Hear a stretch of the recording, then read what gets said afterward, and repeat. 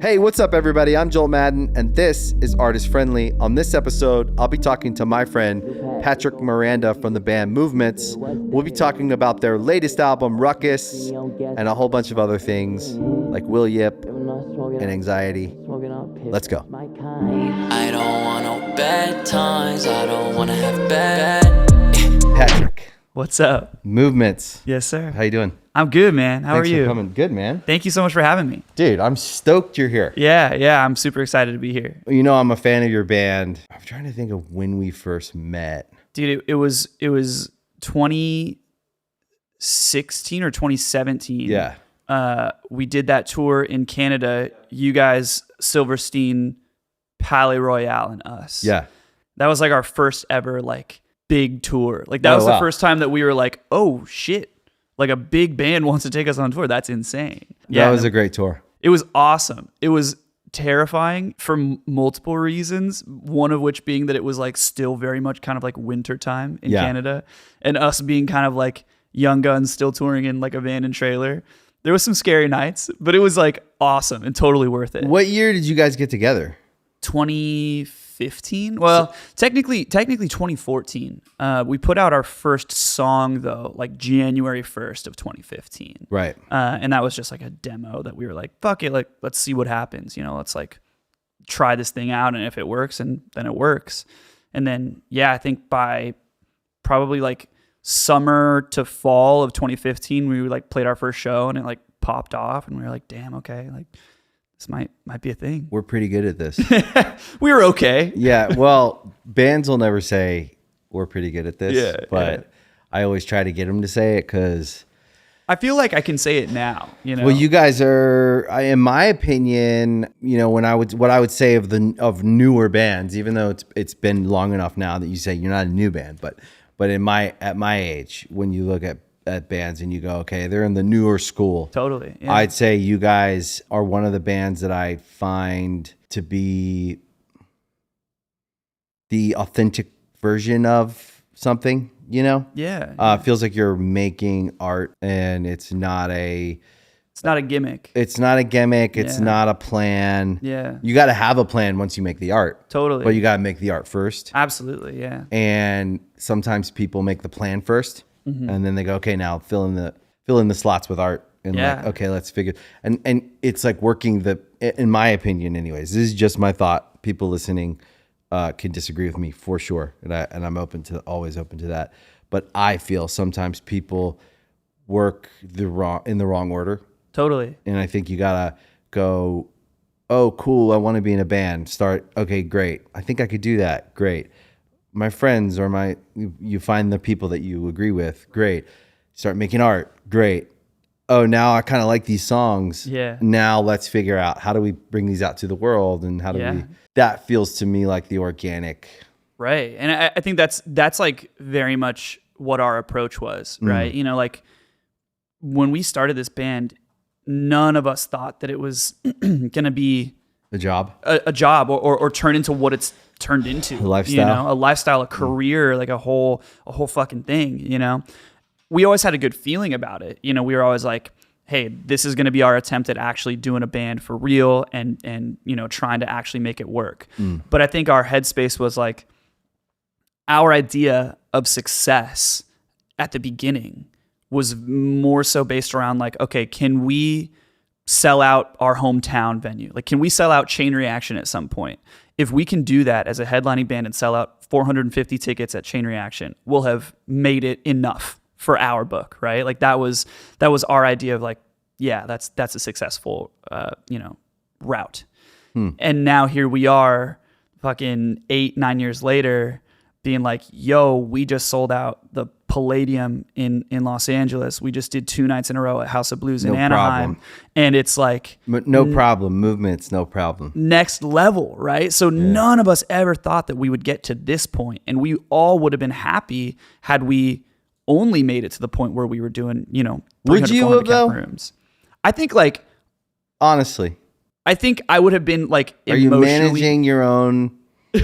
expectations so maybe that you a don't little. get disappointed? I don't think I would have been disappointed, because at the end of the day, I just wanted to play music. Right. You know, I wanted to create something that was real and honest and I have totally it get that. connect, right? Totally. But at the same time, like, yeah, I think that now that I'm here and I see how successful it can be and the fact that I can turn it into some sort of like a career for myself, I think now I'm like, okay, shit, how much further can we push this? You know, we've already made it so much farther than we expected to make it. Let's keep going. Like, what's next? Where do we go from here? We only want to see like that upwards trajectory, right? Also, you have to at least realize whether you've talked about it or not, but I feel like you have, because you're like you share. Right? Yeah, I'm an open book. Like me, I share. Yeah. I love to share. That's why I have this show. Yeah. Because I like to share, right? Yeah. And I don't feel like I got to share enough of the stuff I wanted to share over the years. Sure. That's the whole reason we started having this, because I just want to share. I want to talk to people. Yeah. And have the conversations we've had.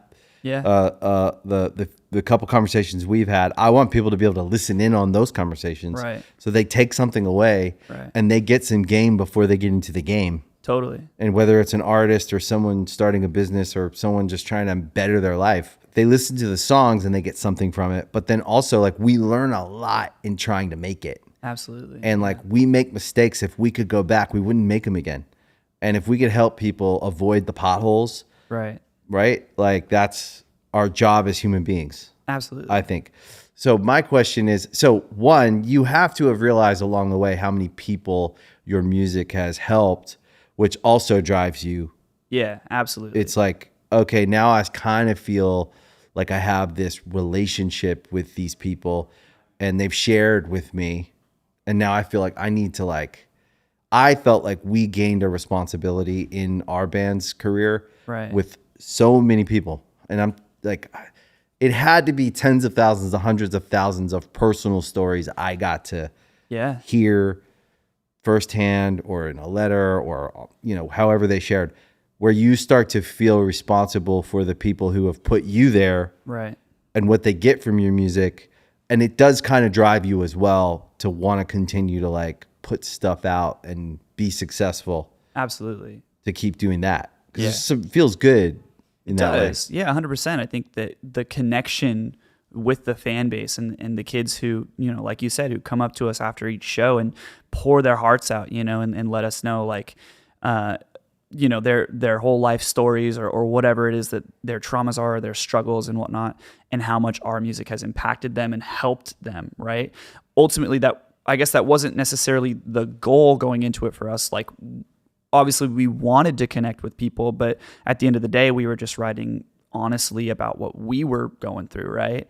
And the fact that it did connect with people and did turn into sort of like, yeah, you're right, a responsibility to be there and show up for the people who do connect with the music. I mean, that was super important, but it was also challenging, you know, like, it's a heavy weight. What's that? It's a heavy weight too. Yeah. I mean, finding myself in that position where I'm suddenly being thrust into this world of, like, almost being like a mental health advocate and resource for people, you know, like that was really, heavy and in some cases overwhelming, you know, at times when I was struggling to handle my own issues. What was your biggest struggle around your mental health?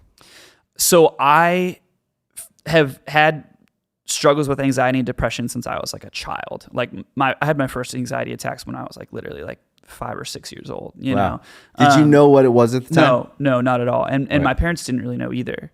It's confusing. Very. I had my first, I struggled with anxiety for a very long time. Yeah. And I still, what I always say is I established a relationship with it. Yeah.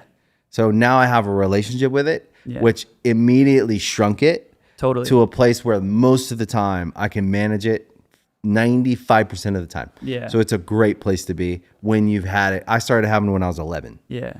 And out of nowhere, and I had no idea what it was. Super confusing. You just think you're going to die. Yeah. And it's real at the time. Yeah. And then I would have those, like, panic attacks. The first year I had it, I had them every night for a year. Fuck. Now, I look back after working it out in therapy, and I know what happened that year. There was a lot of trauma that year. Right, yeah. So now, of course, I understand, but I didn't at the time. Right. And my parents certainly didn't have, like, an education. They were dealing with their own shit. Right. So I had my brother, because we shared a room, and I would have a panic attack every night, and he would sit there with me until it was over. And sometimes it was a half hour, sometimes it was 15 minutes, sometimes it was an hour. Yeah. And then after that year, almost every night for a year, maybe there were nights where I didn't. Sure. But it felt like a whole year of panic attacks. I would have them kind of like weekly. Damn, yeah. And then it was just like something I lived with. And I didn't understand what they were until I was in my 20s. Yeah. Until you have the resources to like help you and like help you realize like, oh, that's someone tells you this is what you're experiencing. Exactly. And these are the, this is lots of people. Also, you feel kind of shameful about it. Yeah. Because you're living with this like thing, this episode that happens. And it's like you have these episodes. Yeah. And so you start also planning around it. Yeah. So you can't go to spend the night at a friend's house. Right. Because you can't do this. That's the thing that people don't discuss enough. Yeah. Is when things get in the way of us living like a happy life. Right. Avoidant behaviors because you are afraid of the what ifs of like, oh, well, what if I freak out when I'm doing this thing, when I've got something going on and then, other people are looking at me in a weird way or whatever, Do you go to therapy? I do. Yeah. Cool. Yeah. Me too. I've been in therapy for a long time. Cool. But I didn't go to therapy until well after I should have. Me too. I didn't even know it really. Yeah. I mean, my whole childhood, I kind of just dealt with it where I would have, really gnarly anxiety, or I'd have like periods of like, childhood depression where I didn't know why I felt the way that I felt, but I was just like, I knew I felt off, and I would just like every morning when I would wake up for school, like I'd be crying because I just didn't want to go. And, I didn't know why I felt the way I felt, all that shit. And then it wasn't until probably like late in high school that I actually really started like trying to actively do something about my mental health, because as I got older, my mental health also like, my issues kind of manifested themselves differently to the point where I was actually diagnosed with obsessive compulsive disorder. I have a little bit of that. Yeah. And that was like really new to me. And obviously, I mean, OCD is just like a form of anxiety, but it is. It acts out. And but being treated for anxiety and being treated for obsessive compulsive are like very, very different approaches, right? And it wasn't until I started treating myself for like the OCD side of things that I really started to notice like a big difference. Up until then, my outlet, my way to kind of deal with everything was just putting it into music. And like, that was like, this is what I'm feeling. I don't know how else to talk about it. Here it is. You know what?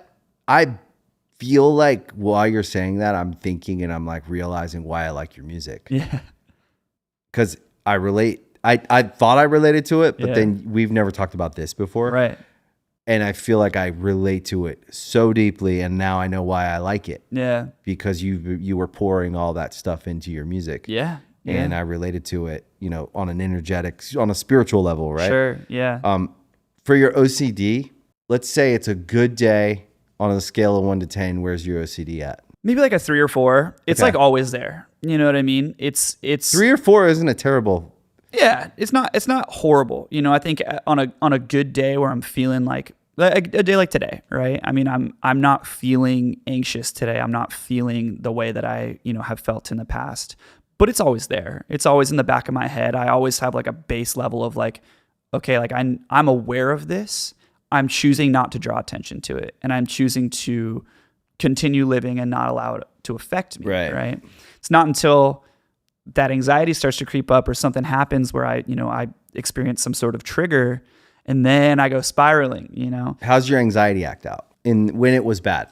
It was panic attacks, like panic breathing. attacks, shaking, constant, like, pit in my stomach, like just genuine, like freak out moment where it felt like the world is collapsing, like the walls are caving in. Yeah, no, I know. Was there like a physical thing though that, like, for me, I always felt like my throat was closing and I was allergic. Like I was having an allergic reaction. I was sure that I was having an allergic reaction. Sure, yeah. And that I was going to stop breathing. Never been allergic to anything in my life. Yeah. But I'm the one guy who will when I'm anxious and I'm in a very stressful time, I'll have those little moments where I'll eat something. And even my wife, it's a funny joke because she's known me for so long, and we're on the inside together. Sure. But if I'm in a very stressful time and we're eating somewhere, I'm like, oh, do you think there's something in this that I'm allergic to? And she's like, hon, I think you're just stressed out right now, and you're focused. You think you're just having a little anxiety. Yeah. She's like, you're fine. And then I'll be like, oh, let me just go out for a walk.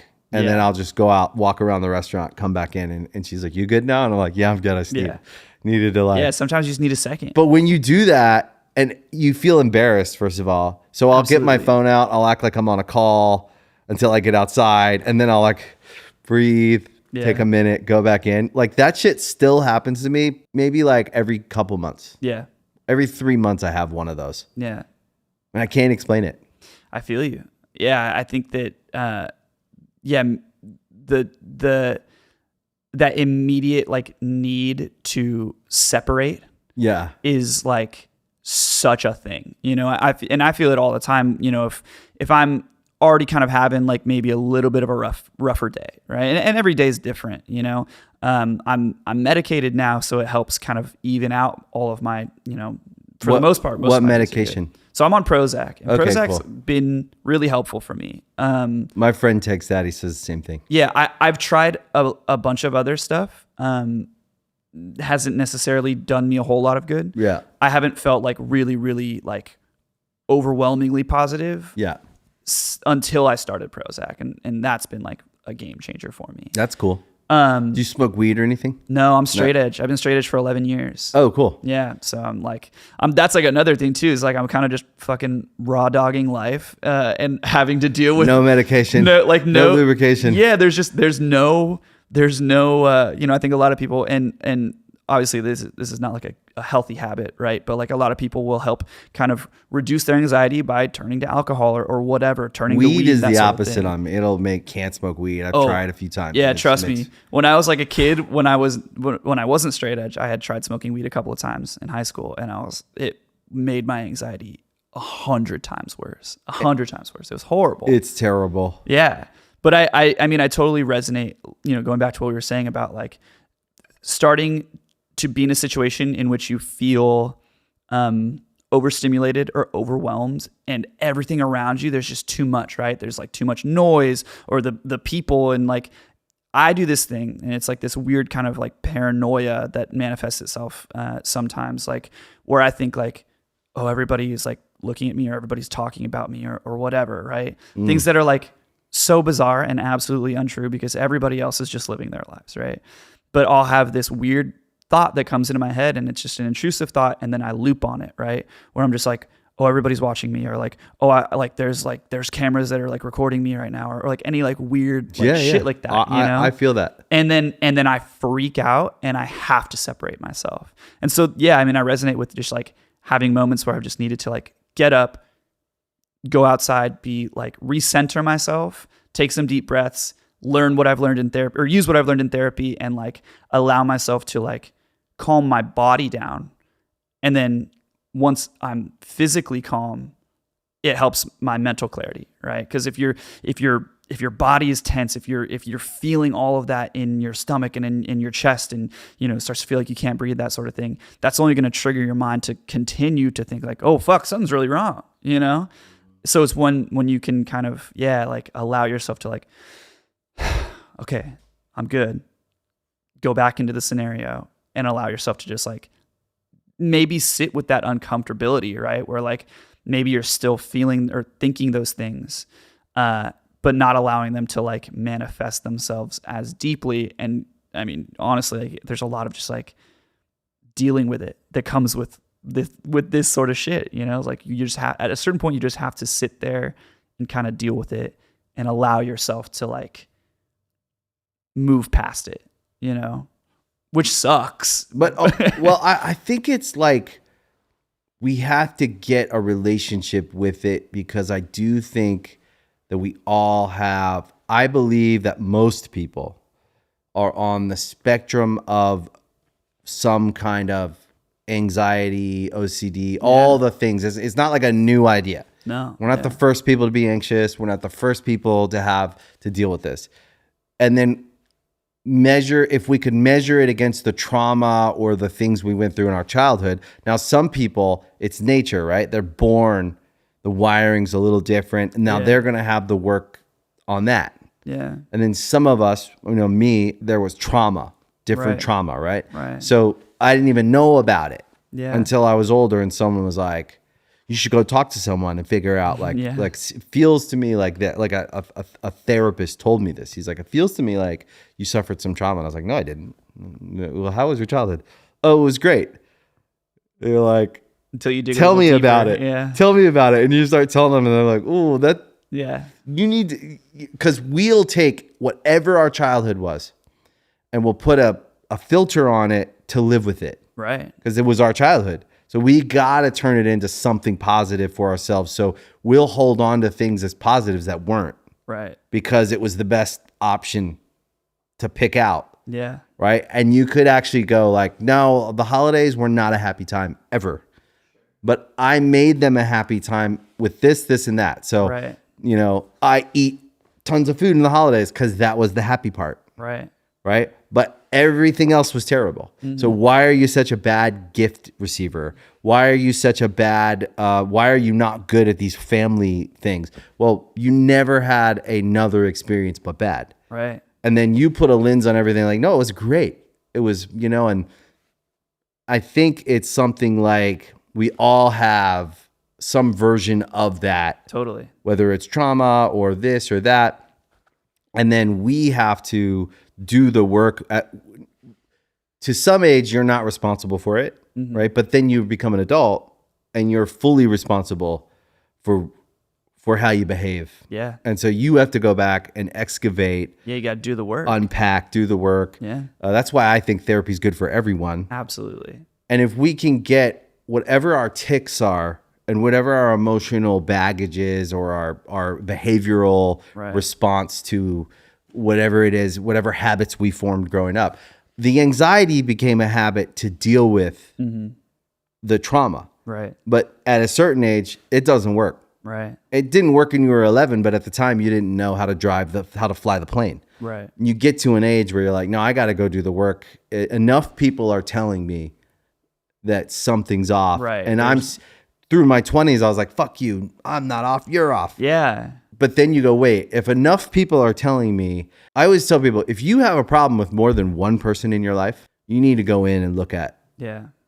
There shouldn't be more than one problem with one person. That's fair. Yeah. You know what I mean? If you have a problem with 5 people, likely you're the problem. Exactly. Any more than 3, I'll give you 3. Yeah. Like I always say that when I have a friend, they're like, this, blah, blah, blah. And I was like, I'll always zoom. I was like, let's zoom out. Right. How many of these problems do you have? Right. And be like, none. And I'm like, no, be real. Like, let's count through. And if it's more than 3, I think you need to go and talk to somebody about you. Yeah, exactly. But if we learn how to manage the OCD down, it can be a good thing. Yeah. My theory is if we can get it to the sweet spot, you'll come in, you won't find a cleaner house. You won't find a more organized office. When my anxiety's down and my OCD's just right, everything's in place. Yeah. Yeah. I feel now, if I spiral, I'll just wreck the whole thing. Yeah. Yeah, exactly. And it's crazy to me when I think about how far I came in just doing the work on those little parts. Like if I get my anxiety right to the right place, it keeps me focused. Yeah. And I can live with it. And I can be super high functioning, high performance, do things at the highest level. Sure, yeah. And then now at my age, at 44, I go, I know how to fly the plane. So I perform at a high level. And I think that's the strength we have if we can figure the wiring out and get it right. Totally. And manage the thing to a 1 or a 2 or a 3 and keep it in the sweet spot. Because if we're OCD, I don't know how your OCD acts out, but mine is super organized, has to be, everything feels like a mess. Sure. I'll look at everything and be like, it's a fucking mess, and I'll be overwhelmed. Yeah. And too overwhelmed even to do anything about it. Yeah. But when I get it to the sweet spot, I can keep things in enough order, but let things slide. Yeah. I mean, fuck, man, I wish my OCD manifested itself like that. But unfortunately, it doesn't. I have, so underneath like the subcategories, right, of obsessive compulsive, I think like the general kind of understanding of OCD is that like, oh, it's like, you know, you're either like super organized or like you're a germaphobe, so you're super clean, or like, you know, you have to do certain patterns to make sure that you know, make sure things are in place and safe and whatever. And I think that's like a very common. Like, that's me. Right. And on a 3, that's perfect. Totally. I'm a germaphobe enough that I'm clean, but Yeah. I can shake hands enough. Right. And I think that's like a very common experience for people with OCD. But I count hands when I shake hands. Right. Yeah. I count up to 5 and then I have to wash my hands. Dude, I'm with you. And I don't touch anything after the second handshake. One handshake, Yep. these days I can let it slide and I can like continue through my life after one handshake. But any more than one, I have to wash my hands and I get a little it gets a little it's hairy. crazy. I get it. I'm with you. I mean, I can be the same way. But my OCD is very much what's considered pure O. So the idea is that it's like the obsession is more of like the mental thing, right? So the obsession, if you're somebody who is a chronic hand washer because you're afraid of germs, the obsession is with the germs. The compulsion is washing your hands over and over and over again to deal with the germs. Right. And that turns into, the compulsion fuels the obsession, which fuels the compulsion, which fuels the obsession. It's a constant cycle. But you can kind of live with it. Right. Until it's like out of hand, right? With pure O, so they're all dry. With pure O, there's a lot less of the compulsion side of things, or at least less of the physical compulsions, right? With pure O, the obsession is more the problem and the internal kind of like, you know, paranoia, intrusive thoughts, paranoia. It could be anything, right? It could be, I had a weird thought like when I was driving my car, because everybody does this, right? I'm driving my car and I think, oh, I could just like swerve off the road and nail the person on the sidewalk and just obliterate them right now. Obviously, you're not going to do that, right? No, of course not. No one in their right mind would ever, right? But it goes on a loop or something, right? So normal people have that thought and think that was fucking weird. Anyway, going about my day. Frontal lobe, right? People with OCD or pure O in my case, right? I'll have a thought like that and I'll be like, oh fuck, why did I have that thought? Do I actually want to do that? And then I'm like, oh my God, what would happen if I did that? Oh, I would go to prison, or I you know, like what would that person's family God, I'm think? going to prison. Oh now. my God, I'm going to prison. Yeah. And then before you know it, you start doing the internal mental compulsions, which are like, okay, I'm going to replay that in my head and I'm going to say, and I'm going to see how it makes me feel, because I want to test if I actually want to do that or not. Do I want to do that? And then I'll think about it again. And I'm like, no, I don't want to do that. Okay, I'm okay. But then something like some other thing will come up and I'll be like, got to replay that because I need to make sure that in this scenario, you know what I mean? And then before you know it, for like hours at a time, you could be looping this horrible, horrible image in your head of something that you don't actually want to do or that you would ever actually do. But therefore wasting time. Energy. Right, wasting time and only causing yourself more stress and anxiety, because this thing that is haunting you is so bizarre and out of character. And it's like this little thing over here that doesn't matter. It does not fucking matter, but for whatever reason, it's right here all day. You're just thinking about it. And that's where my OCD manifests itself. And obviously that's a very like specific... it makes sense though, you know, in the Howard Hughes, in the movie The Aviator, when he's trying to get the little spot out of the shirt, right? And then the shirt gets soaked, right? It's like that little thing causes it's one little stain, yeah, that you turn into like the biggest mess in your head. But at the end of the day, it's a normal everyday thought that people can have, right? But where it gets scary is when it starts to be thoughts like that like then. You know, my brain likes to do this thing where it's like, oh, you think that was a bad thought? Well, here's an even worse one, you know, like what if this happened? And then you're like, fuck, dude, like, and you start catastrophizing everything to the point where, again, it causes just like severe anxiety and stress. And I can't even function at certain points because I'm just so worried about what's going on in my head, even though it's all just in my head. At this stage in your life, though, how often are you dealing with that level? Much less. And I go through phases. I'd say there's probably like at least one time per year where for anywhere from like a day to like maybe a couple weeks, I'll be in like a bad headspace. And again, it's usually caused from certain triggers of mine. occasionally it could just be like, oh, I have a nightmare or something in which something bad like that happens, or I do something like that. And then I wake up and I'm like, fuck, why did I have that dream? Like, does that mean something? Whatever, you know? Is it in high stress times, you think? Yeah, I think that stress definitely like compounds it, you know? I think most recently, I had like a 2-day stretch on this last tour where I was feeling a little off. And it was because I had a dream that had like really kind of set me off in a weird way. And I was just feeling weird for a couple of days. But it was also like we had been on tour for 3 weeks. I was losing my voice. I was stressed out about like not being able to play the show. That's real. Yeah, you know, so I was at a point where I was like stressed about other things. And then it's like that's when the anxiety, that's when the OCD kind of creeps up, because it'll take advantage of your weaknesses, your soft spots, right? And in those moments where you're a little bit more vulnerable, I think that's when it can really compound itself. I actually think it's trying to protect you. Right. And so if you just even though you don't want to deal with it and you don't want it to happen, if you reframe the problem as something that actually is a likely it's connected to your superpower, which is writing songs, performing, doing something that very few people can do successfully. You know, if we did the math on how many people can be successful at what we do, it's a very low number of people that can actually have success making art, music, and doing what you guys have done. So that's a positive. It's likely super connected to that wiring. And therefore, I always try to remind myself of this so I don't carry like shame around it. And like, because we are all made individually, uniquely. And I talk to people, like when I meet people, a lot of people will talk to me about how they feel and their anxiety and stuff. And I always try to remind people, like, we have to learn how to manage it. And we do want it to go away to a point where it doesn't get in our way. But it is likely connected to why we're so good at what we do. Yeah. And first we have to recognize we're good at what we do. Sure. Which is hard to do. For a very long time, I couldn't do that. Now I'm like, you know what? I am good at what I do. And whether you like it or not. Yeah.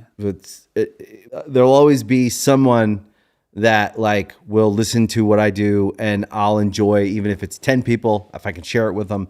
I know I'm going to get 10 yeses at least, right? Yeah. And so I've had to build a positive relationship with what I do in the world first. And then I had to build a positive relationship with that anxiety and stuff so that I could actually not hate myself for it.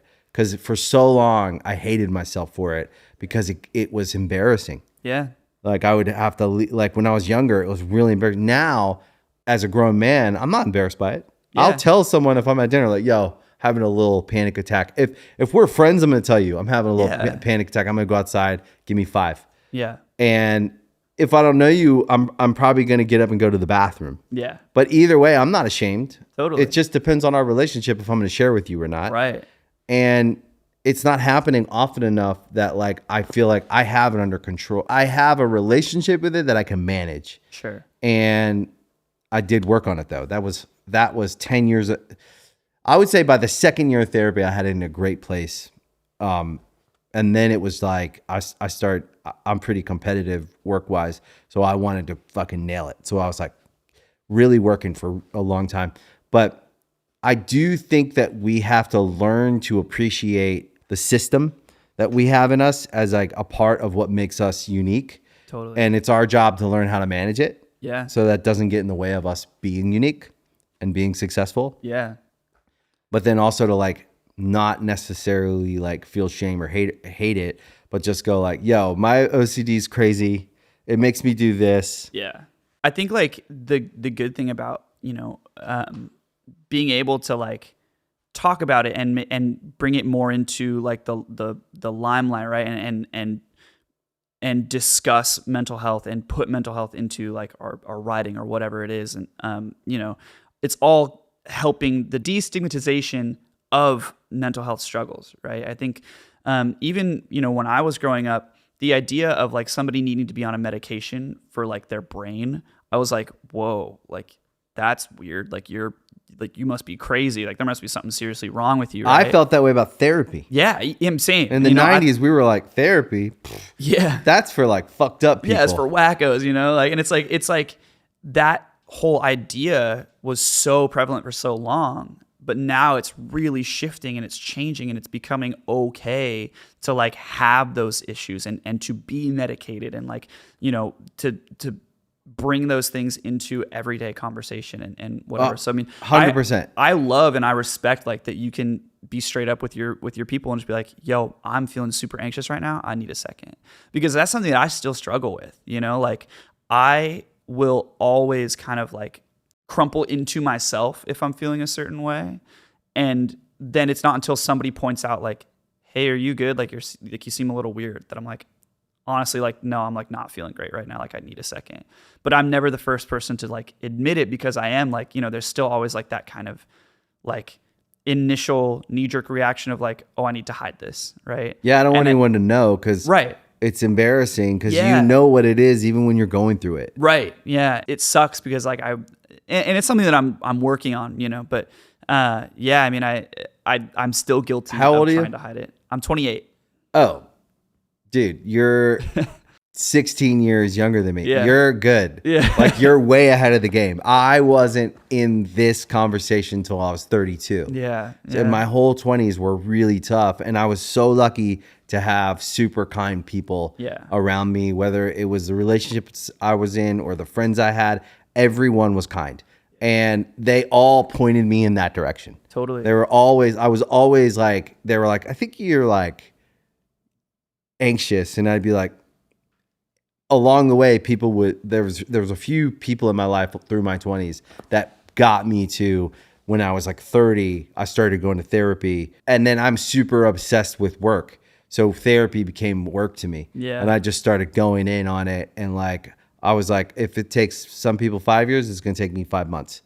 I'm going to do it in 10% of the time. Yeah. Right? Or whatever that is.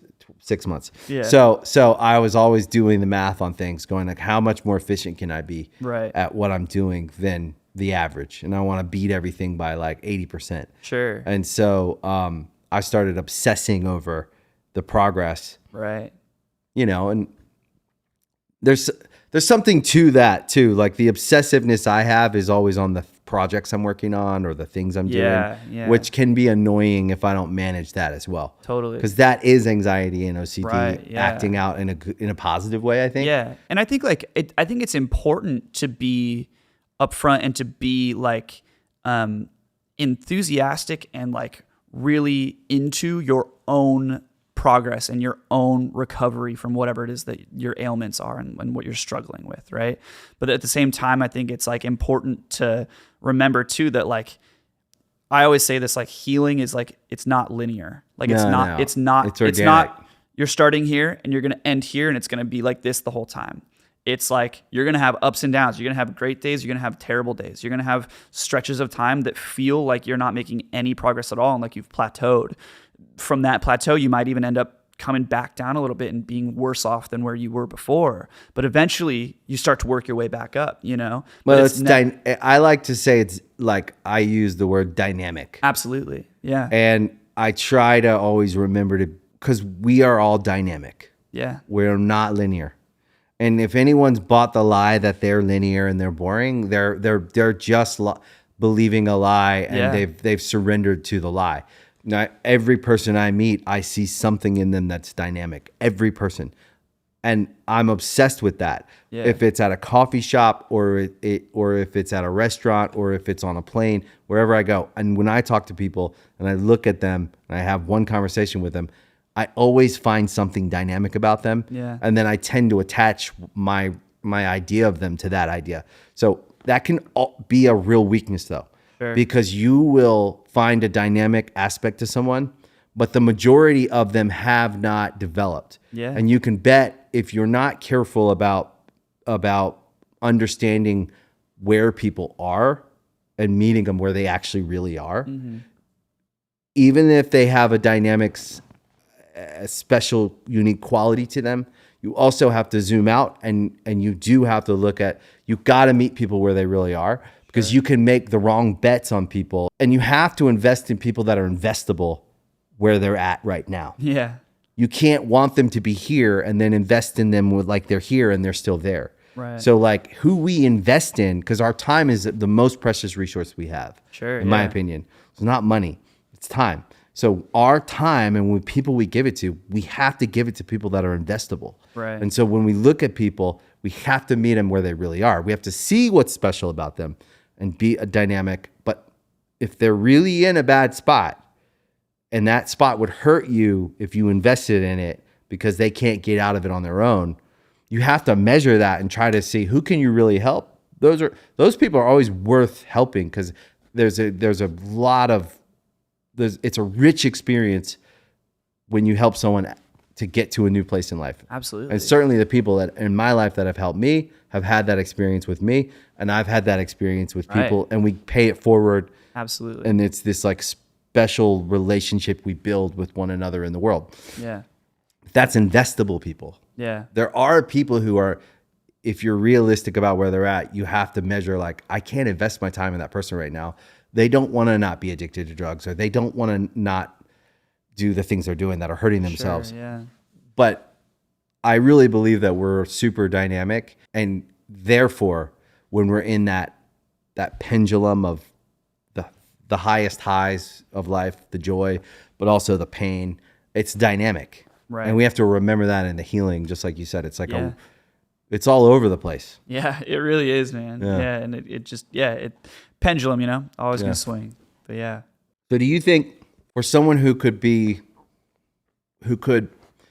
say has bouts or fits of things like paranoia, anxiety, OCD, all the different ways we experience it, that you chose a interesting like career path thing to do with your life, where everyone is looking at you and they're like, maybe they are looking at you because you're covered in tattoos and you look kind of like that band I think I like. And I mean, that's that it's sort of crazy, the position paradox that I've put myself in, right? I mean, I hate when there is a lot of attention on me. I hate it. So do you like performing? I do, but here's the thing about when I perform is I kind of like compartmentalize, right? So like on stage, and a lot of people will point this out, on stage I'm a different person. Like the person that you're talking to right now, this like, who I am on an everyday basis, this goes away. Like as soon as I walk out onto that stage, some other shit. Persona fucking switches, and I'm just like, I'm confident. I'm like, I'm really like aggressive, and I'm barking, around at the crowd and like really getting people hyped up and all that stuff. And I'm doing my thing and I'm performing, right? But it's because I have to separate myself, because if I think too hard about the fact that there's 1,000 plus, in certain cases, like upwards of like 10,000 people watching, I will lose my mind. I'll freak out. Like I wouldn't be able to handle it. You know what I mean? So I have to just like put on this kind of like, brave, courageous persona, and that's who I become on stage. And then as soon as I'm off stage, even if I have like 4 or 5 people around me who are like, yo, great set, whatever, I'm like, thank you so much. There's a lot of people looking at me right now. I would really like it if I could just have, 1 or 2 people, or like, like not be surrounded by so many people. Like I don't like attention. I've never liked attention. And it's a stupid thing that I've done, because here I am being the center of attention on stage, and I have to just like allow myself to like, again, like, I have a theory. Embrace it, I have a theory. Yeah. So I think that side of you that comes out on stage, first you have to acknowledge that it is you. Yeah.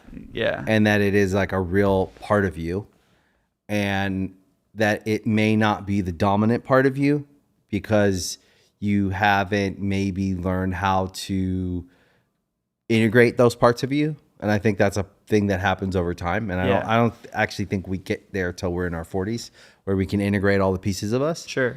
And like thousands of years ago, we literally had to like kill bears. Yeah. Or they would kill us. Right. Right. So it's in us still. Right. Like it's in our cells that we have to rise to challenges. And you see people do it every day. You see people be heroic. Right. Yeah. And like, that's what we all get inspired by, is the heroic acts.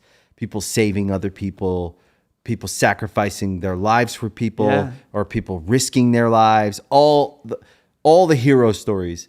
But also why we all, and I personally love to watch people that are great on stage, like great artists. It makes me aspire. Sure. Because it's scary to be on stage. Yeah. To everyone else, they're like, that's fucking crazy. I don't know what I do. People get stage fright. Right. Or they underperform. Right. It's a thing on stage. If you're not a good performer and you get out there, you're fucked. You're fucked. And you know, it's funny that you mentioned that, because I think that that's something that I've really had to learn over the years. You know, when we started out, I was not confident on stage. You know, I was very, very quiet on stage. You faced the task, right? And you hadn't done it before. Yeah. And our first show, my back was to the audience the whole time. I didn't turn around. Yeah. It was so weird. It's a weird story. But now I'm certainly not comparing us going on stage to people risking their lives for other people. But what I'm saying is like there is this like fight or flight we have. Yeah. And we can certainly like run away or fall down trying or not trying, but it either lives in us or it doesn't. And at some point the training wheels come off and you're like, I'm fucking killing this bear. Yeah. And you go out and you do it. Cause I know for me, terrified of stage when we started, and still anxious before we go on. Oh yeah, that anxiety never goes away. But I feel like it's a different anxiety, right? You become more focused, yeah, and less edgy and uncomfortable, and kind of. I used to be like downright kind of like unpleasant. Yeah, like I needed to be alone because I was so tweaked by the idea that in an hour we're going on stage. Right. 45 minutes, we're going on stage. Yeah. 30 minutes. Oh my God, it's getting too close. Oh yeah, the countdown. I'm familiar, man. Oh God, okay, now we have to go. And then but then you go out on stage, and when you learn how to surf that wave, it gets fun. It's awesome. Yeah, it's so much fun. I'm so glad that I'm at a point now where I've been able to like make that shift, right? You're good on stage. Thank you. I appreciate that. Do you also like find like the way you guys are kind of like, you let people, everyone's on, you can come on stage, you can stage out. Oh yeah. I mean, part of the whole, like, it's very much part of like, I think like my bread and butter. I mean, I grew up in Orange County. I grew up in the hardcore scene. Like, you know, my home venue is Chain Reaction. You know, I've been to legendary hardcore shows at Chain Reaction. Yeah. That energy, that feeling of like the community, the intimacy of like a small fucking packed out room and kids just going fucking nuts. Like that's what I love. I live for that shit. So yeah, man, we do encourage like a little bit of a rowdier crowd. We're not a hardcore band by any means, but I mean, it's definitely in our blood. It's in our bones. And I hear hardcore in it though. There's elements for sure, especially in the earlier stuff. There was a lot of like, you know, we took a lot of that away from it, but while still wanting to be more of like an emo band or whatever. I mean, we kind of genre bended a few times throughout our time so far, and I'm sure it'll continue to be a gray area. I feel like you guys are like a post-hardcore, like true post-hardcore sounding emotional rock. Yeah. That was the vibe. I mean, that was exactly what we were going for to begin with. And now it feels like just a more evolved version of that. Like to me, it still sounds like you kept all the good emotional parts, but it feels like the music's grown. So it's a little, you know, you could say indie rock or like even just rock and roll. It doesn't feel as like cookie cutter to me as if you just said rock. Sure. There's a lot of things you get to say in your music that I don't think a lot of people could get away with saying it honestly. True. So it's something, and again, I go back to your personal experience with your emotional, you know, your mental health. Yeah. I think it's that, dude. I think it's that wiring that gave you the license that a lot of people don't have. So there is some appreciation you have to have for how you were made up. Absolutely. Yeah. I mean, I love it, man. I think that like, especially with, I mean, you know, that's very much like the entire thing, like about hardcore, right? It's honest. It's in your face. It's like, it's fucking angry people with something to say. At its best. Yeah. At its best. And turning that into something that maybe at its core, like lyrically, it's like aggressive and it's harsh or it's mean or fucking whatever, but turning it into something positive at the end of the day with the community around you and making it, really curating that community. And I think that Movements has done a good job of that. I think our fan base are all very like in tune with what it is that we're doing, and that we're creating, because they resonate with it on more than just a musical level. They resonate with it on an emotional level and on a level where they can feel comfortable and feel comfortable expressing themselves and letting out that sort of shit that maybe you aren't letting out in other areas of your life, but also being a part of something bigger and being a part of a community that embraces that and breeds that and turns it into something really special and positive. So yeah, going back to the live show setting, like we try to like really, embrace that.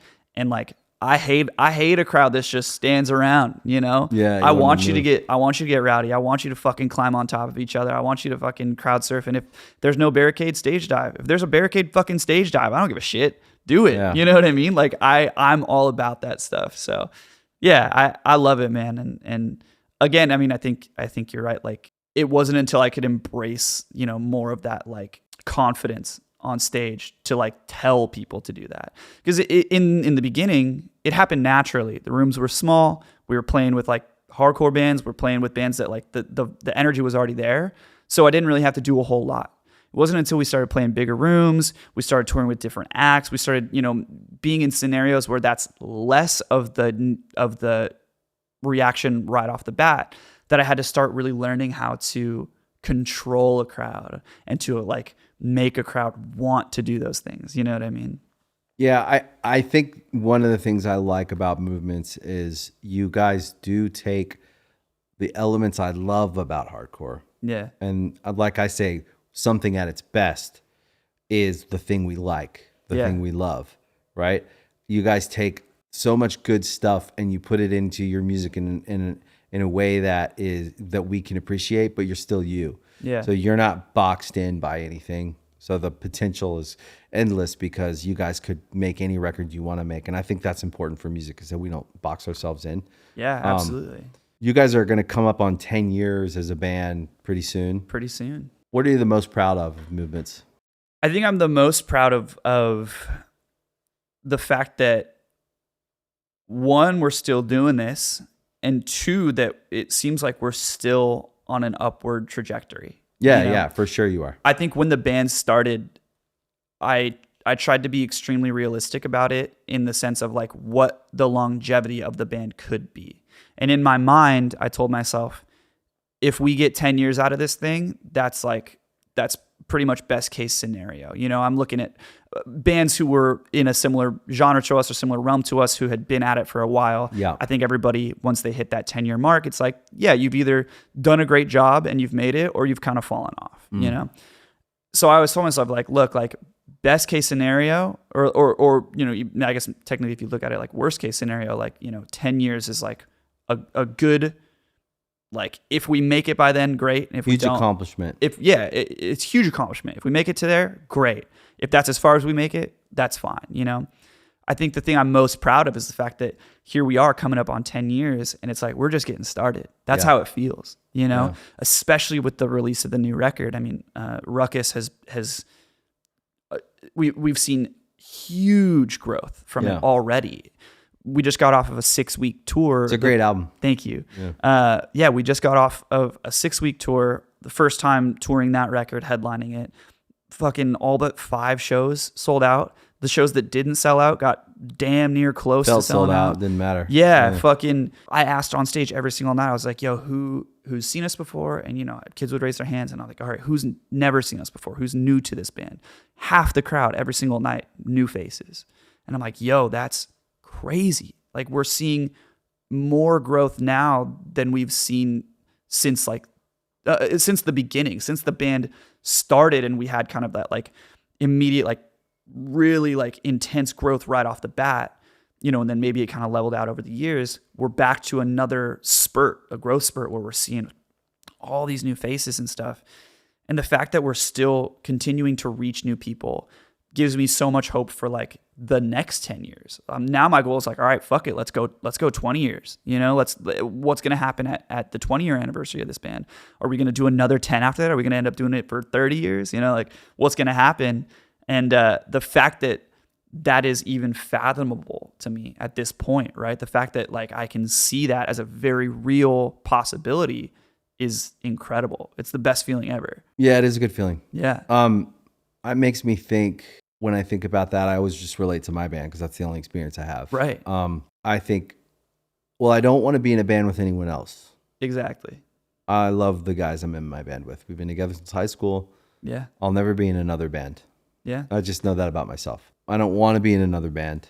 But I learned my relationship with my band had everything to do with my relationship with myself. Sure. 2 questions I've learned just in the last couple of years, just in the last year or two, really, what I've learned to ask people when they come and tell me about their idea.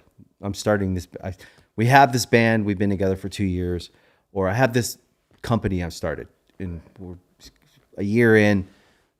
Whatever the dream is, I've learned to ask on a personal level if it's one-on-one. You love it. Yeah, I love it. Do you love yourself? It's a tough question to ask someone. Yeah, it is. All right, because it's a weird one. And they're like, yeah. And I'm like, I would just focus on making sure I love myself as much as I love my dream. Yeah. And then if I learn to love myself, I'm going to love my dream even more. Yeah. And then what is it about you that makes you special? Because I think going back to our mental health, I spent so many years hating it. Mm-hmm. In fact, in turn, hating myself and that part of myself, right? And learning to embrace it and love it and see it as a thing that makes me unique. And I have to learn how to drive this car. It's a different car, right? It's a little bit more complicated than a more basic car. Sure. But when I started looking at it that way, I started to find something special. Yeah. So when I talk to people, especially on this show, people listening, a lot of people are trying to build things. They're trying to build their lives, their dreams, their businesses, their careers. But they hate something about themselves and they need to go and like figure out how to love it. Yeah. And then when you figure that out, you actually, it's almost like a superpower because you can embrace what you're doing and not just go, well, I'll never be as good as them, but I'll be me. There's a version of it where you are better or different or whatever it is. And I think sometimes as bands, we bring our low self-esteem that got us into the band in the first place, which was a good thing. Mm-hmm. So we have to be grateful for that. Yeah. But then we have to work on it and like make sure that we're not boxing ourselves in and limiting ourselves into what kind of impact we can have. We don't know we don't know the impact our art's going to have. It may not be the number one song, but it might have an impact on a small group of people that feel alienated, or it might help 1 or 2 people. The impact is so hard to measure that we have to believe that. Yeah. And then we can focus on the art and do things we really believe in. Yeah. And be happy in the relationship, because I love my band. I love being married to these guys essentially 26, 27 years. And we've had our moments, like all people. We're all going through life and figuring out how to build families and do all the things. Yeah. But we arrived to a place where we're like, we love being together, and whatever that means, come what may, whatever we decide to do together, we're going to make music or we're going to do this. We don't limit ourselves in what's possible for what we can achieve. Right. And some of those achievements might not be visible to anyone else. Yeah. But it's important, I think, that we like stop and like do an inventory as a band of like what we've achieved. Yeah. Personally together. Like Billy and Paul, I look at them, we've been together for so long, and they're like amazing dads. And they're, great husbands. And I admire that maybe more than I admire like how their musicianship or how dependable they are. Right. All the good qualities of them, what being in a band with them, what that experience is like. Watching them kind of have personal lives that they show up for makes me a better, in my own life, like married, being a father. All the things that you have to kind of figure out. Yeah. There's no real manual for it. Yeah. You model it after people that you admire. Absolutely. And I would say like as much as the music we've made together has had an impact on my life, it's given me a life. Actually just our personal relationships with each other, watching them make decisions. Yeah. I'm like, man, I fucking feel great about the decision I made when I was 15. Yeah.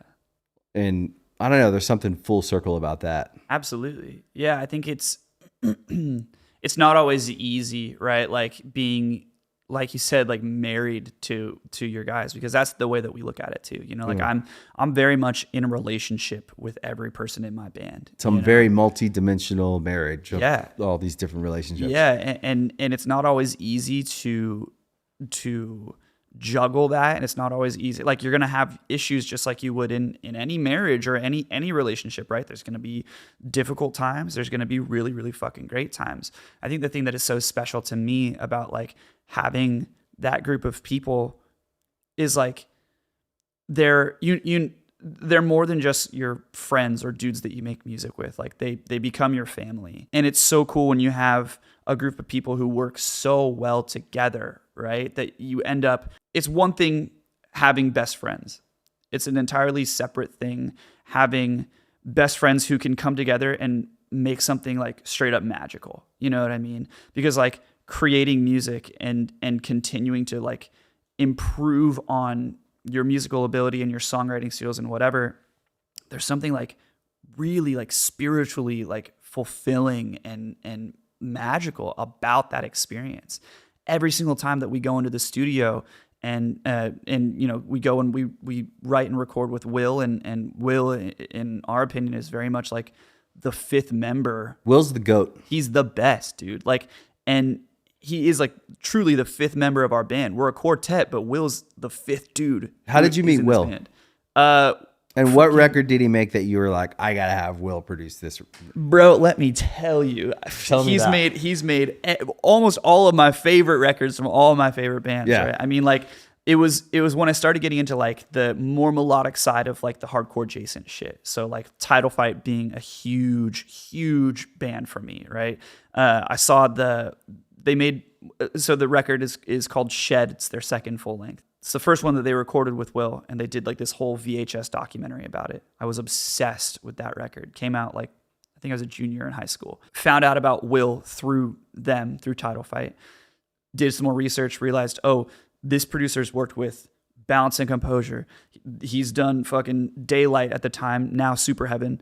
Another, you know, one of my favorite bands of all time. Worked with Tiger's Jaw, Pianos Become the Teeth, Law Dispute. Basically every band that was like that you loved, that was formative for me in high school for like what I wanted to create, right? That I was like, yo, this is the dude. He is the GOAT. Like that's my dream. I want to work with him. Wasn't until we started, you know, making music and putting together songs and stuff, and then we started getting label interest, right? Both Fearless Records and Hopeless Records, and I think Equal Vision at one point, after we had put out our first few demos and played some shows and whatever, had like shown some interest. And who'd you go with? We went with Fearless. Okay, great. And the reason why we went with Fearless, because it was fucking neck and neck, dude. Like we were so torn between who we wanted to go with. Right. We went with Fearless because they legitimately said to us, like, who do you want to work with? And we said, Will Yip. That's our guy. We want to do something. The legend. And he go literally, and so our A&R goes, we'll get you Will. And I was like, okay, yeah, sure. We get a call maybe a week or two later. He's like, hey, talked to Will Yip. He's on board. He wants to do your guys' first record. You know, he sees like he sees the vision. He fucks with it. If you sign with us, like we'll make it happen like right off the bat. And we were like, fuck, like okay, sick. So yeah, we signed with Fearless because of that, and obviously like too because we like the team over there. They're all fucking great people. Yeah, it was obviously an incredible opportunity for us to even be considered, to even have the consideration of these labels to want to sign our baby band that nobody really knew, but they wanted to take a chance on. It seemed to work out too. It's worked out great, man. Yeah. And we've been on Fearless ever since, and we've done every single one of our records on Fearless with Will. And so he's truly become like our best friend over the last 7-8 years, you know, of just working together. And when we get together and we sit down in a room with Will, the four of us and Will, we always make the best shit that we've ever made, you know? And we started to recognize that, like, because originally we would write our songs ourselves, bring him into Will, do pre-pro for like a week or whatever, adjust stuff, change stuff around, fix things, whatever. And he would help us shape them into, great songs. If they were good before, he made them great.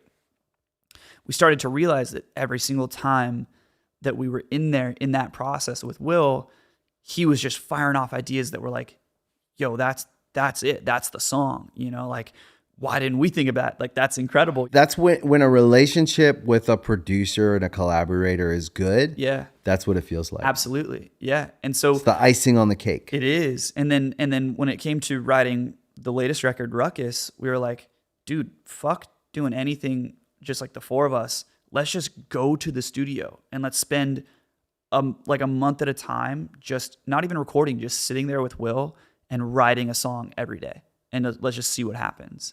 And it truly, I mean, in my opinion, it's our best work we've ever made. Yeah, I agree. Songwriting wise, it's certainly just growth. Yeah, it's certainly the most advanced. It's I think the most accessible to a wide range of like an audience. There's a little bit of something for everybody on this record. And I don't think that it would have been as good had Will not been there the whole time, really helping us and really like crafting these songs and turning them into what they are. So, I mean, yeah, that's been incredible. And I mean, I've said it a couple of times. I'll say it again. It's a magical experience. Like there's something like unexplainable that happens when you're in a setting like that. And you just come out of it feeling so fucking good about everything. And it gives you a whole new love for being in a band and being able to do this shit for a living, and being able to like, be like, yeah, I'm going to go write music with my best friends and we're going to make something fucking awesome that we're all super stoked about. And then we're going to go tour on it all year. Like, that's sick. So for Will and you working with him every day and getting to know him really closely, you know him better than I do, but I certainly know him. And I just like have always found him to be an influence in music that it's like for those who know. Yeah. Right. Will's one of those guys, but absolutely when you see greatness, you recognize greatness. Like I think I definitely saw that. But I also noticed something about him. So I'm curious, on a scale of 1 to 10 on a day to day, how positive would you say Will is 1 to 10? Will is an 11 out of 10 on the positivity scale every day. Okay. So that was my theory with Will. Dude, every day. I don't think I've ever seen him be negative about a situation. I find him to be overwhelmingly positive. Yeah. And I have a theory about that. So it's not just a theory. I mean, it's proven that optimists do better. Right.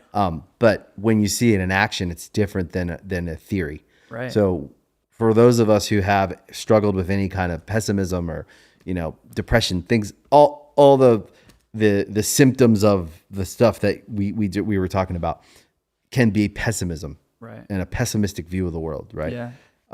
So our worldview on any given day can be on the negative versus positive. Sure. We know that if we go into situations with a positive mindset, we're going to have a better outcome than if we go in with a negative mindset.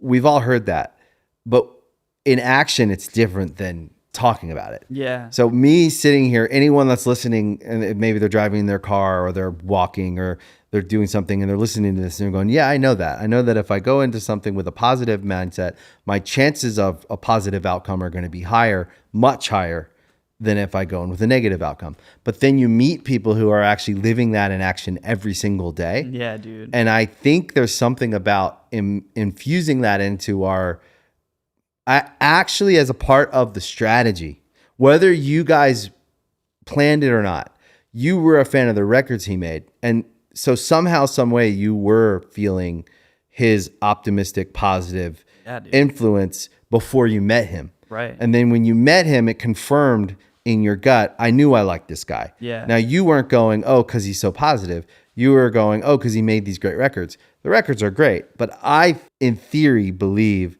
that, and he's a force of nature, I think. He's like all great, collaborators and characters in music and art. When you meet those electric people, they have a way about them. They have an energy about them. I've seen a through line with like incredible creators. When I think of like Pharrell I've worked with him a bunch of times over the years and gotten to know him, and insanely inspiring, positive, brings positivity to the room, and and it electrifies the whole room. Yeah. And then everybody's working together and everybody's collaborating. And now, are the chances he's going to have more hits higher or lower because he brought that into the room? Right. And I put Will in that category, and on that level of the way he connects with a creative and then electrifies the records and the rooms that he's in and makes these special records. Truly.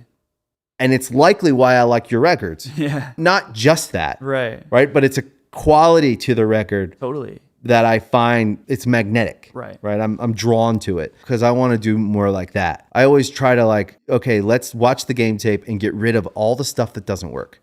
Right. It goes back to, if you have a problem with more than 1, 2, 3 people in your life max, you need to look at the game tape. Right. And you need to get rid of some of the strategy you're using. Right. Regardless of right or wrong. Yeah. It's not working. Yeah. And so if we can look at our band that way, and if like we have more than 3 problems, what are we doing? Right. Right? And I found with electric people, they bring success and they bring a better mentality of how we're going to run this play, so that when we go make the record, it's a better time. If we have a better time making the record, we're going to make a better record. If we make a better record, we're going to have a better outcome. Right. And then we're going to enjoy the whole cycle. Yeah. If we have a good time making the record. Totally. If we have a bad time making the record, I don't know if we're going to enjoy the cycle at all. Yeah, it's going to suck. Until the next time. Yeah. And so if I use that as a metaphor for life though. Yeah. And that's the great gift I think that music gave me, was looking at the times we had and going, okay, which ones were good and which ones were not a good time. Sure. And if we can have a better time most of the time with how we feel, we can have better results. Yeah. And if we get a better result most of the time, we'll have a better life. Absolutely. And have more success and more of everything we want. But we have to check, are we having a good time here? Right. And maybe it's a toxic person, or maybe it's us. Right. Either way, we have to face it. Sure. And do an inventory of it and try to like identify. So Will, I find to be one of those great collaborators who brings an electricity that kind of electrifies the whole thing. Absolutely. Yeah. I think that was like one of the most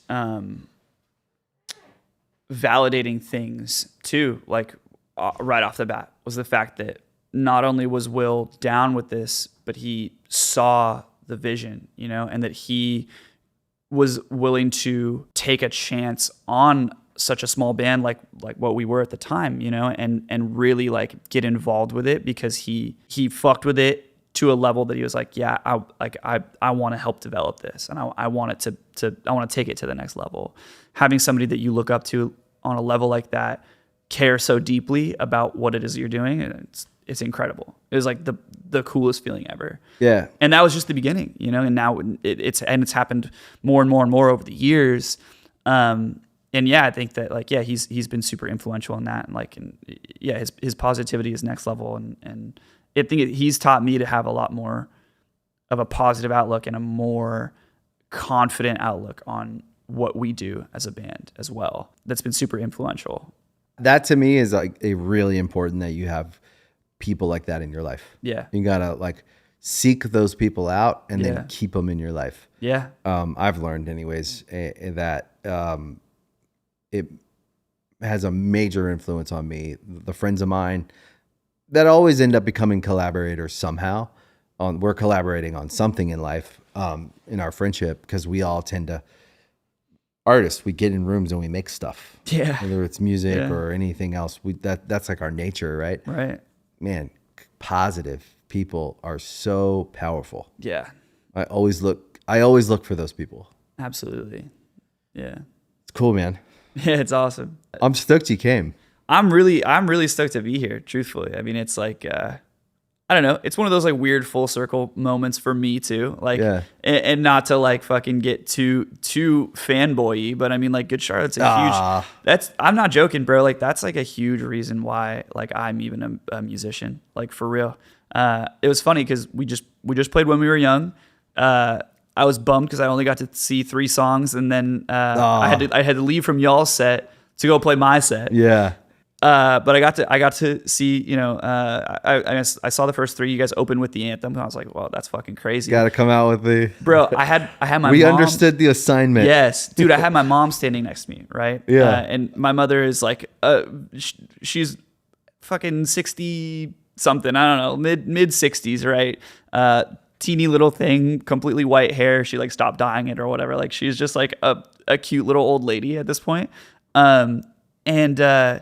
It was crazy having her there next to me because when I was a kid, right, I used to go on our family computer because I think at like 8 years old, I was introduced to Good Charlotte by an older cousin of mine. He came and stayed at our house, had his little Walkman. The Gateway Band. Straight up. No, like for real. Had his little Walkman, and then when he would be still sleeping in the mornings, I would like steal his Walkman and I'd listen to whatever was playing. I remember those days. I used to steal my brother's. Yeah, dude. My older brother's. And so it was fucking you guys playing in there, and I was like, yo, like I really like this, whatever. And then as a gift to me, like because he knew that I was like listening to it or whatever, he ended up gifting me y'all's first record, and I was like, yo, this is crazy. Like what the hell?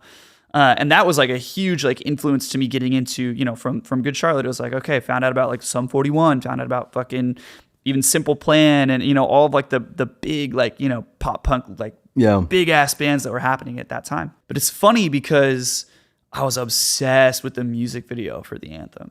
I love that music video. The whole just style. Like, fucking awesome music video. Still to this day, like one of my favorites. Fucking Frank Boren. Dude, like straight up, like next level. Yeah, what a guy video. too. He still makes amazing videos. Yeah. Now he produces them, but amazing. But yeah, like, dude, it's a fun video. I would go on MSN Music, okay? Yeah. And I would watch like it was like 240 bits or whatever. You know, like it's so pixelated, like the worst quality video you could imagine, right? And this was like, again, I was 8 or 9 years old. I'd go on, I'd fucking watch that video on repeat, dude. My mom, that's cool. My mom ended up getting charged something for whatever to her credit card from MSN. She's like, "Who's been using MSN? Like all this shit?" And I was like, "Oh, not me. I don't know." Fucking You guys remember these days? Oh, I sure. dude. Yeah. So one day, I'm like in our family office. I like open up MSN. It has like this little like ding ding ding, like fucking you know, chime that happens when you open up the website or whatever. She hears it from the other room, and she comes in here. She's like, "You're the one who's been racking up all these charges on my credit card. Why are you on MSN? You like don't use that. It costs us money, whatever." I'm like, "I'm sorry. I just want to watch the music video." Anyway, so I wasn't allowed to go on MSN Music anymore, and that was, I think, before YouTube was even a thing. So it was like I didn't know where the fuck to watch that shit. So full circle moment, there I am standing there in the crowd in the little VIP section with my mom next to me. And we hit the anthem first. You guys played the anthem, and I look at my mom and I was like, "Do you remember what happened with this song?" And I told her that whole story. It was very funny, man. It was like a full circle moment. And then, yeah, dude. And then fucking, I go over, I play my set. Rip a set. And my mom, for the first time ever, because she's always usually like in the balconies and whatever. For the first time ever, my mother is like front and center, like at the barricade, watching our band play. Because of the VIP section being there, it was like, it was more accessible for her to get there. Yeah. And so I'm like watching my mom sing along to our set at this fucking massive festival where you guys are playing like right down the way, and I'm like, dude, what the fuck? This is crazy. Like blew my fucking mind, man. But the power of you and the power of all of us is that we can think of things and then do them. Yeah. And that is what I always try to like remind people is like, we're not special in what we can achieve. Yeah. We're special in the individual aspects of who we are, and just like you're different than me, and your songs are gonna be your songs, and mine are gonna be mine, and like that's the special part of what we do. Yeah. But like you as a kid, whatever it was in you that thought, that little inkling of, I think I could do that. Yeah. That's the thing we got to hold on to. Yeah. That first thought we had was our best thought. I think I could do that. Yeah. Then we'll talk ourselves out of, probably kidding, but they could. So, and that's what separates us. Right. When someone doesn't make music, it's not because they can't. We all have some musicality in us somewhere. And people could argue with me like, no, they don't. They do. We do somehow. Sure. You may not be a singer, or you may not be a drummer, or you can find what aspect of you can be part of the success of art, or if that's what you want to do. But it's that first thought you had as a kid, wherever that started, where it's like, I think I could do that. Well, you can. Yeah. And you're doing it. And you're going to keep doing it because you're young. Yeah. And so the next 10 years, mark my words, are going to be the best 10 years. I hope so, man. And then the 10 years after that'll be even better. Dude, that's the dream, you know? But but you think it. I can tell you think it, so I already know it because you're here. Yeah. And it takes a lot to get here. Yeah. And I love your catalog. And that's 10 years of work. Yeah. But what happens after 10 years is you get faster, you get quicker at deciding. Yeah. You trust your instincts more, not less. Everything ramps up. Yeah. So if you allow it to and you go with it, you can be even more prolific and productive. But there's no time like the present to own that. Right. And so where a lot of people waste time, which is I'll waste anything but time. Sure. I'll waste some money. Yeah. I'll learn from my mistakes there. I'll waste a bunch of stuff, but I will not waste time. Time is the only thing we don't get back. Yeah. And so there's no time like the present to start doing something that, to get better at something, to start something that you had an inkling about. Yeah. And someone said this to me the other day. My friend Jed, actually, I think it was Jed, prolific author, right? I had the same conversation with him. Like, who told you that you could do this? That you could write New York Times best-selling novel? Right.